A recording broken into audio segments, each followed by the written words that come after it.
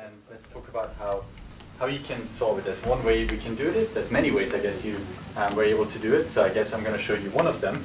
I should also say I'm terrible at Excel, so I don't blame you if you didn't, do it in like 10 minutes. I think this isn't too easy, especially with trying to remove duplicates and incomplete observations.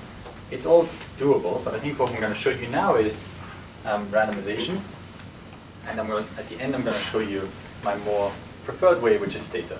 And that takes care of a lot of the things that I think some of you ran into problems with.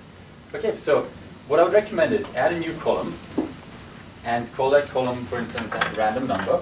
And you start at 1, and it goes all the way down to the number of observations you have. Obviously, at that point, it's not a random number yet, but it has one unique number for every observation. And again, we're assuming now that you don't have duplicates in there, because otherwise you end up having, for instance, you might have the same person you're sending an email to or a mailer twice in there, and that would kind of suck if they end up being in a control entity group. So these kinds of things you want to take care of before you do this. So once you have done that, go online to the random.org/lists. And I recommend doing it this way instead of using Excel's own randomizer, because that way you can then reproduce the kind of results you've achieved. And Excel also has this very strange behavior that whenever you make any change in your document, it will generate new random numbers. I don't know why that is, but it gets annoying because that obviously confuses your whole randomization process again. And there's no way to stabilize that? I know you can overwrite it actually. Okay. You could copy and paste the list after you've generated it once and then fill in as values, not as functions. Yeah. But I just think there's a better way of doing this, which is this one.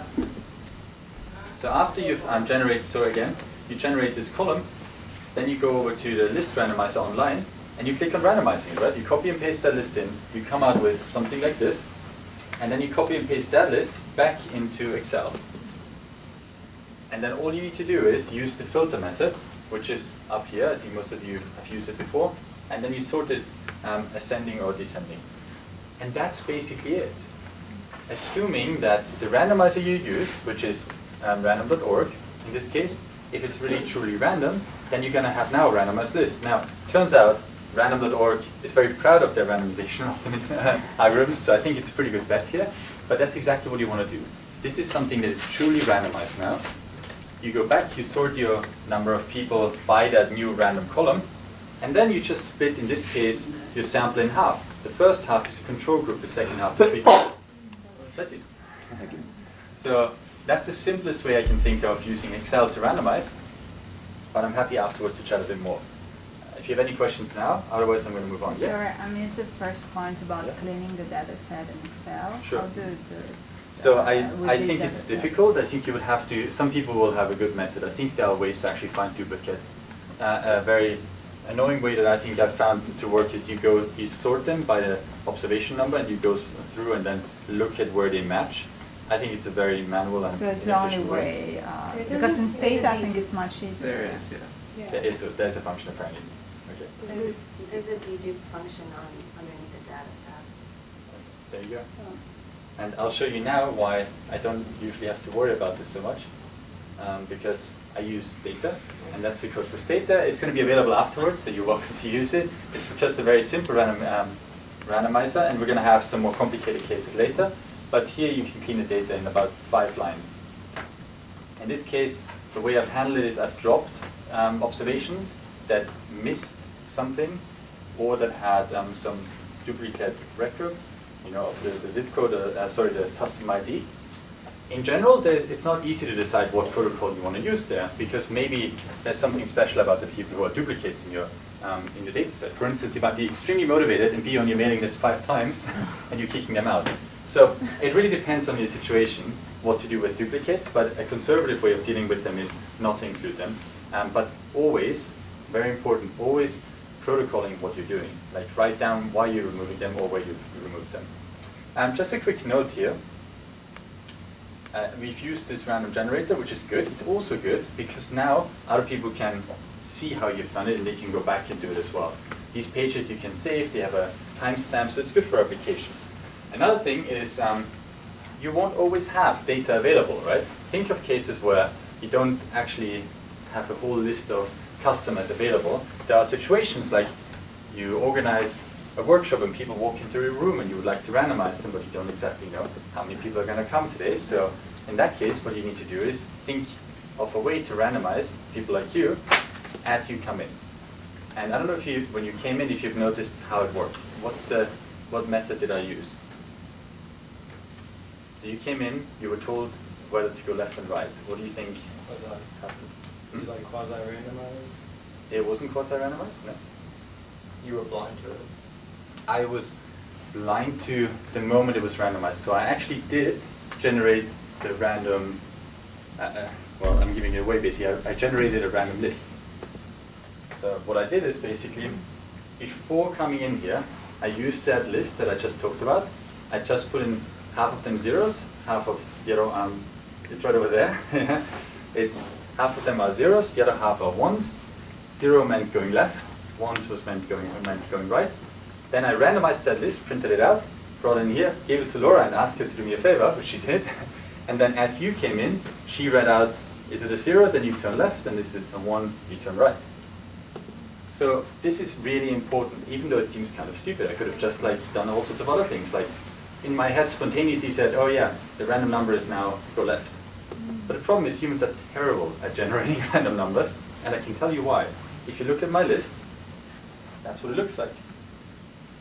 And it turns out there's a lot of repetition. And when you ask people, that doesn't seem random to most of us.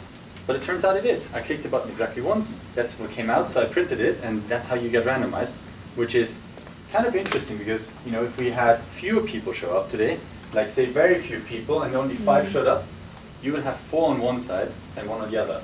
As soon as you have more people, you can see that it works out just fine, which is why in the long run, randomization is really good for what you want to do. You don't have to worry about balancing it out. In the long run, it's going to work out because of this law of large numbers. Sorry, there was a question, I think, on this side. No? Okay. So there's a question, though. What do you notice? Well, I guess I gave away that there's the strings. But what's a potential problem with this kind of situation? You just mentioned one. Yeah. With a small sample size. Yeah, I think that's right. Yeah. What would you do if you had a small sample and you ended up having 2 more people on one half? So let's say over here. Right? In that case, you have only 3 people in the treatment and the rest in control. Would you put people into the treatment group again? You could re-randomize. Yeah, that's one idea, yeah. Mm-hmm. What would you think would be the advantage or disadvantage? I mean, you lose a little bit of integrity. Although, I mean, it seems like you would, because if you just randomize and then you decide to stay with one that you happen to like, Yeah. it's still actually random, but it doesn't seem random. Yeah. I think you gave a good argument, and then you gave a very good counter-argument for it as well, which is you should normally only randomize once for exactly that reason. You don't want to catch yourself doing the following, which is you randomize this. You're like, that looks pretty good, but there's a bit of imbalance. I'll randomize it again. Now it would be good, but you're like, you know what? That one person should really be in treatment. So you keep randomizing it. And people don't do this on purpose. It's not like we sit down and consciously come up with this kind of concept because we know it's wrong. But subconsciously, these kinds of biases creep in. And we talked about biases in the last session, and Francesca talked about them too. So be aware, we're all susceptible to that. So at the end of the day, what I would recommend is this happens. It's not ideal. You have to kind of stick with it. If you want to be, like you say, very ethical and honest about it, I think I would always recommend doing that. It's a better way of trying to make sure you get your data. But another problem you should always keep in mind, if you have only 5 to 10 people in here, you should probably think about if this is the right number to run the experiment with. And probably the answer is no, because what we're going to talk about in another session, power calculations will tell you you will just have not a big enough sample. So that's one problem. Okay, so I told you about Stata, and I've also wanted to mention, which is why I put it up there so I don't forget it, I'm going to talk mostly about 2 conditions at a time, but all of these concepts are pretty easily expandable to more than 2 conditions. Again, there are boundary conditions, and most often they tend to be sample size and how many people you have in your experiments. You don't want to go with too many conditions, but in theory, the same concept we just applied can apply to more than 2 conditions as well. Okay, before we move on, any more questions on this? All right, cool. So then I guess you guys are ready for more randomization. And this time, I'd like you guys to be in groups of, yeah, let's do 2 again. I think that worked out quite well.